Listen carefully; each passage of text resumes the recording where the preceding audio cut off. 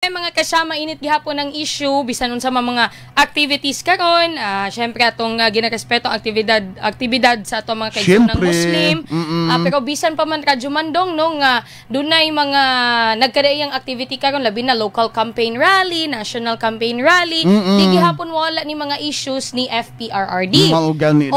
Kay nung man Radyo Mandong last week atong gi-feature sa ato ang social media ingon man dinhi sa Eric kato ganing customer nga na-disappoint ba kay mibalibad daw ang usa ka cake shop nga sulatan og Tatay Digong ang cake nga iyang gipalit.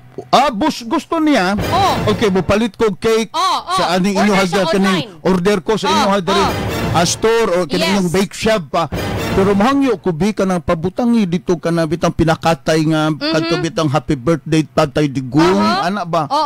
Nya wala ni gihimoan sa kuan? Katong baker? Oo, kay ang ingon pa. No, so may rason na kasagaran package na sila.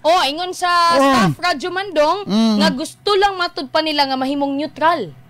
Kuya, wapo, Anak pa sila Radyo Mandong. Tatay Digong lang dayang ipabutang. Kay na sila topper nga gibuhat nga happy 80th birthday. Tapos isumpay nila na Radyo Mandong. Ibutang tong topper. Butang niya Tatay Digong. Wak ibutan sa gold. Karon, kagahapon,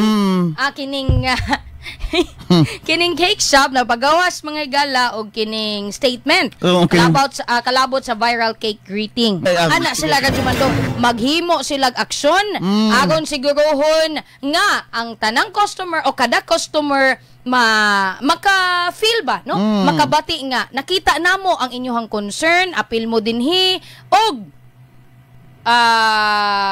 dawat mo no tanan kung unsa man ang inyong ipabutang diha nga mensahe mga gala ginabalyo nila ilang customer. So sa ato pagiklaro sa management nga wala paluyuhi kadtong giingon sa staff nga mag-neutral me. Yes, wala sila giingon dinhi Radyo Mandong. Basin ang staff day PBBM. Basin Radyo Mandong. Basin siya mo ay BBM. Di ba nabay ka ng branches? Na may uban gud nga. Ay dili na direct sa mo nga store kay lipat sa nga kanang unsay tawag franchise.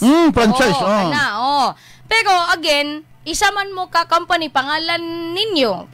Pangalan ninyo ang gidala. So hawak gihapon na nila Radyo Mandong. Gunit gihapon na nila. Kabalo ka unsay concern, unsay punto karon sa netizens? Ingon na lang unta mo nga di man daay mo modawat dili kay inyo pang ipadala ang cake unya wala inyo gibutngan og katong katong gustos customer Tatay Digong raman tay ipabutang. Yes, sakto Radyo Mandong. Aman tay gibutang diha laib baga kasama. Di man kayo komplikado. Mao to ilang kalainan Radyo Mandong nga wala daw na mao kay na imbes nga excited na nga mo celebrate sa 80th birthday no? Mo to nga weird lang daw